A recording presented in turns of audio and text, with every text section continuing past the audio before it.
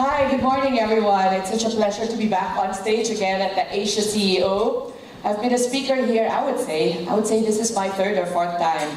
I first spoke in Davao about 3 years ago, and after that have been speaking regularly, and has opened up, not just for me, but for my firm, a whole world of contacts, of resources, of suppliers, of good friends. And from then on, we've moved and moved and moved with Asia CEO.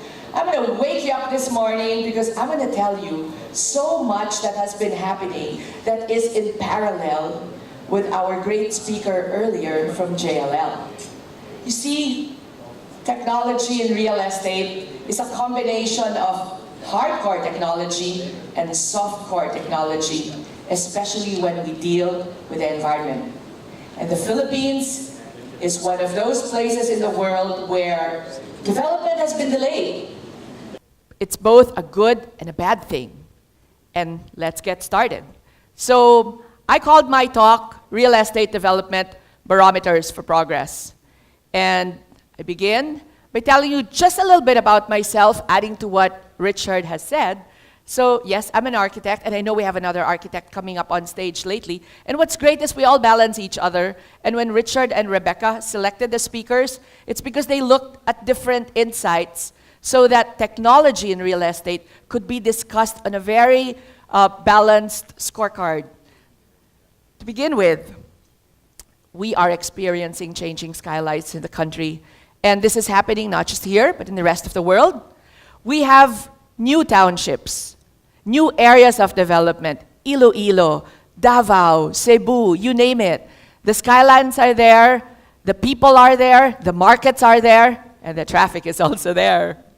And the emerging markets are getting forward, moving stronger in other areas like we never imagined.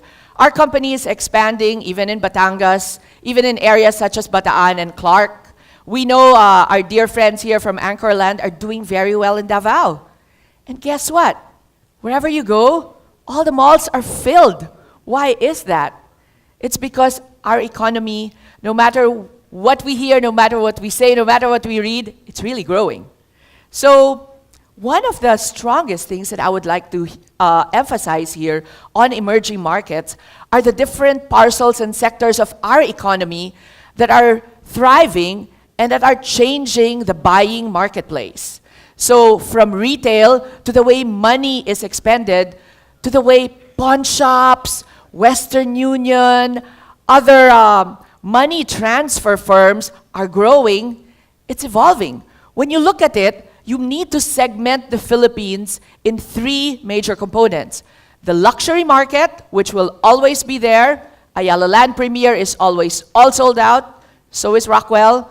And then you have the middle market, and that's growing, that's evolving with different changing aspirational needs. And guess what? The affordable segment is also growing in the way they transfer money, in the way they buy goods, in the way they eat, in the way they behave, in the way they travel, and in the way they use and purchase real estate. So there is so much going on that you need to analyze. And because of this, we are seeing what we call the evolving developers. The evolving developers are not exactly your first tier, Ayala Land, Filinvest, SM, the usual names. We have them all here. We've got it all for you right in this hall. A lot of you here are represented. And we value your presence and what everybody has learned. However, when you go to Davao, you go to Cebu, you go to other areas, especially for some of you who are just beginning their practice here in the Philippines, you need to go around. There are what we call boutique developers, second-tier developers. I call them evolving developers because they eventually lead up to first tier. And their budgets are actually different and more exciting, not just for construction, but also for design. And because their overhead is not laden with a lot of middle management, you end up talking to the owners themselves. And as a designer, I'm sure even our friend here from Gaudi and our dear friends from JLL will tell you, you speak right away to the president. And because of that, all the layers are not translated anymore. And you can see so much of that change. And the skylines then that are changing are great. They are open to sustainable design, they're open to new materials, they're open to different ideas on how buildings are being managed and designed. And because of that, they go up the ladder and they command a higher price. And there is a difference that you feel when you walk into the spaces of these new evolving developers. In 2015, up to say now and up to say next year, for 5 years, these have happened in the Philippines. So much has happened in Clark. So much in that new city, in that new township. Co-working spaces, we have seen it starting, say, as early as 2015, burgeoning in 2016. Is Mario Stark here, our good friend from Fly Spaces, who actually evolved. Regius, of course. JLL has been involved. KMC Solutions, all of these, and then many others. And we have WeWork now. That great brand from Europe is here. And beyond the BPO offices, we have all different streams of corporate work happening. Airports are being built. From the bigger airports, say of Cebu City, to the smaller airports in Palawan, in other areas in Bohol, you'll be surprised. There is so much going on. And wherever an airport is, there is economic and real estate activity that will benefit all of you, all of us. And these programs on build are very exciting, not just because of the prospects of infrastructure that we hope we can experience in our lifetime, but the speed, as well as the jobs that will be generated. Of course, we have micro-retail. SM and several other developers are looking into areas that are or have been serviced by old family supermarkets or by small groceries, but even what we call in Filipino parlance, the sari-sari store. Some of these are disappearing, either sadly or happily, because of all these large companies that are taking advantage of that micro-retail environment and market that is very strong, especially in the provinces and in remote locations. So this is another avenue that you can tickle your minds if you are into real estate and retail as to how to capture that.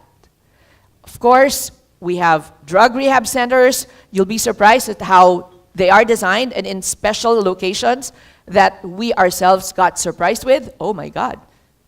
Beyond these trees and beyond this beach, there is a rehab center. There is a place where they go, after all. And, of course, very close to my heart, dormitory buildings and hospitality expansion. We do a lot of these kinds of projects, and they come in different iterations now. It used to be that we had king, deluxe, double rooms, but now they come in different kinds. For dormitories, we have those that are in quadruple sharing, double sharing. We find them in different locations beside the universities. Now, we're seeing hospitals, condotels, dormitories all combined in one retail mixed-use space. And you just need to tickle your real estate mind and understand how else can I reinvent this whole idea. Because indeed, the Philippine educational sector is a very strong market. It's big. We've got the population, we've got the students, we've got people who are actually really not just investing in the spaces, but are using the spaces. So if you visit places in Taft Avenue or near the University of Santo Tomas in España, Manila, or even if you go to Cebu or Baguio, you will see different iterations of dormitory buildings and how they end up being combined with hotels.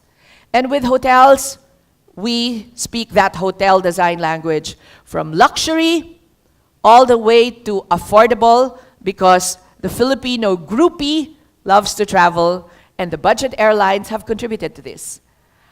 I would like to say that yes, the 6-star resort is coming to town, and it's on its way. A design kickoff meeting is next week.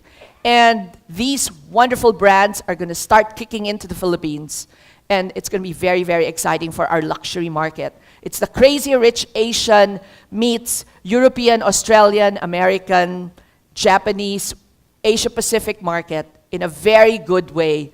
And the Philippines is starting to embrace that. You know, we just had our elections the other day. People have asked me, including our clients from Europe, how are you guys?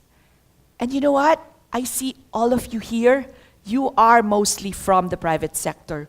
We are fueling this country. No matter who sits there in government, no matter who legislates, it's you. You are the ones empowering this country. So, congratulations to all of you for a good vote, and to all of you here who don't vote in this country but love it nevertheless. Yes, we will thrive. We will keep the economy going because whoever sits there, we have been so self-sustaining. Am I right? Yes, there you are. So,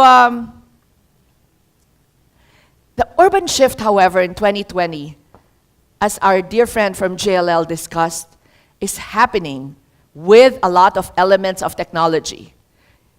Insert his talk earlier, and you will see the elements of new city centers. You will understand how food is being delivered. You will understand how accommodations are going to be arranged. You will understand the new ecologies that will take place in urban farming. You will understand how transportation and traffic will be managed and controlled. What's great is that we are now gaining access to all this information.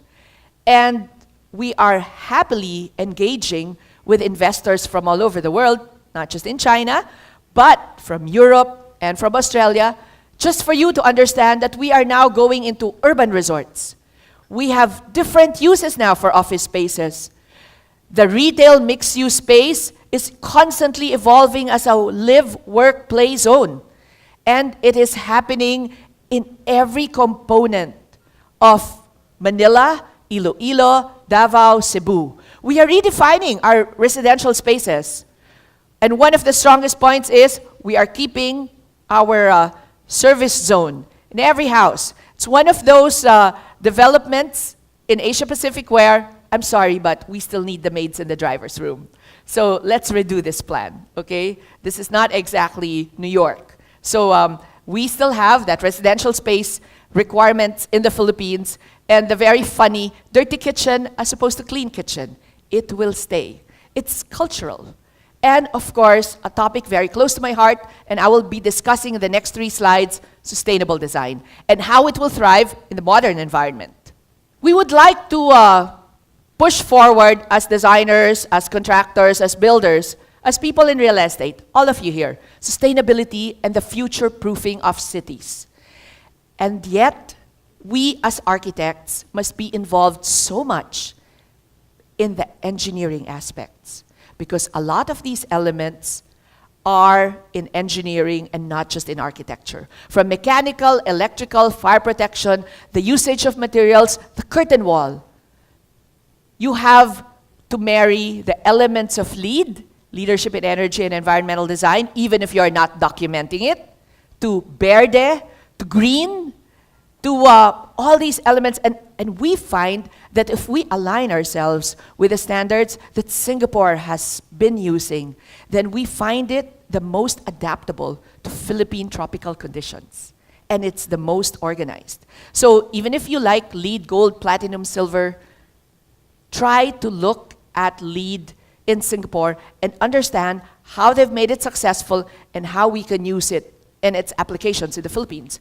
One of the strongest components as well for sustainability and future-proofing is to always understand seismic design.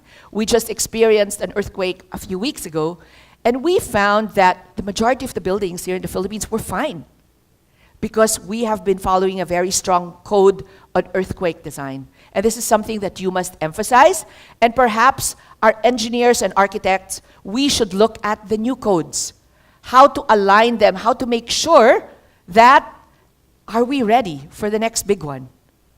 Security, health, and safety all these elements of well-being will be addressed in the future cities, because the gauge as well as the adaptation for all these elements are already there. They're all technology-based. And as I've said earlier, insert JLL talk. You will see their elements on why those are being addressed as well. MRF and waste management facilities.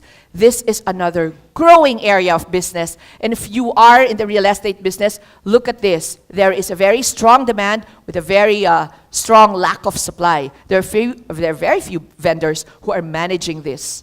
So there is a big market. Building management and smart systems, it's all happening. And now developers are seeing that they need to add this component to the building budget. So coastal development. Guess what? The Philippines has the third longest coastline in the world and the second longest coastline in Asia, next to Indonesia. This is a topic very close to my heart. I've spoken in Newcastle, Australia, delivered papers in Italy, because the Philippines is one of those areas in the world that have the fragile 7,000 plus islands, as well as the climate change issues. And we need to be able to mitigate disasters, manage risks, and no matter what you say, almost every part of the Philippines is coastal except for the rugged North Mountains.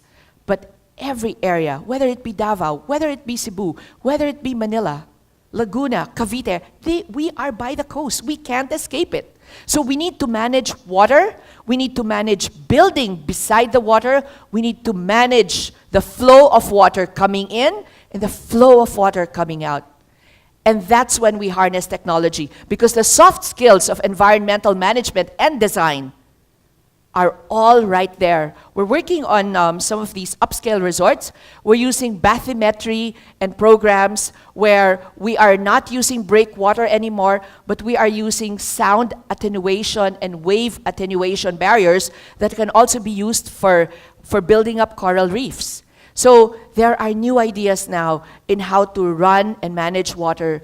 Our company is involved in several projects right now where we are working on new developments for sewage treatment. So intelligence is coming to the fore, and technology all coming from abroad. And the Philippines is like, sure, come over. We're ready to embrace you.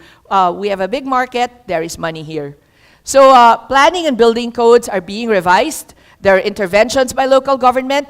Things are happening. Boracay was closed. Let's not let that happen again. So whoever among you are developing islands, make sure that you do have that concept of what is coming in versus what is coming out must be managed well. There is, in Sustainable Development Goals, and I'd like you to Google this, SDG 17. So hashtag SDG 17, the United Nations promulgated the Sustainable Development Goals, and there are all 17 of them. And the Philippines is one of those countries where there are elements of it that must be applied, like life below water, because we have so much of those reefs here in this country, and life on land, and other areas that are so important that by 2030, the United Nations has emphasized to everybody, real estate developers, architects, finance people, engineers, these have to be in place. What are these countries doing before 2030, and by 2030, are you ready to have and showcase a country that has followed all these 17 goals? It would be great for you to research that and check it. UN SDG 17. The tropical environments of the Philippines are the most sensitive, and you have witnessed this. You have seen people living by the shores in Coron, and if they are not managed well, not only do they poop and pee that lead towards the sea, in cases of calamities, they are also most hard hit. And it is because of all these areas around our country that we must put forth not just a set of regulations, but the enforcement and the willpower that should not just be coming from government, but also from us, the private sector. And I encourage all of you to put that in emphasis. We have all these attractions, and I summarize the Philippines in 3 words: real, natural, authentic. I love Singapore, but Sam, I love the super trees, but you go to the countryside, you will get super trees. You'll get super Nara trees, super ipil trees, and the cicadas are not piped in. The music is so real. It's so natural. It's so beautiful. Real, authentic, natural. And this is something that we have to preserve. On our news feeds on Facebook very recently, we all read, species have been extinct. Everything is caused by humans. And here in the Philippines, we must use technology in real estate to be able to preserve the natural real estate environment of this country. And various problems are coming on board. And in a country that is just developing with very poor enforcement, we have to cooperate. We need to take our role in the private sector. We need to have that stronger and bigger voice. And that way, we can achieve solutions. Engagement of local communities, still preserving that cultural elements. We can create little Bali islands in Bohol, in other parts of the country, even in Davao, Samal Island, Visayas, Mindanao, certain areas of Batangas and Laguna and Quezon. There is so much education and awareness that we in the private sector for real estate must handle towards the grassroots level.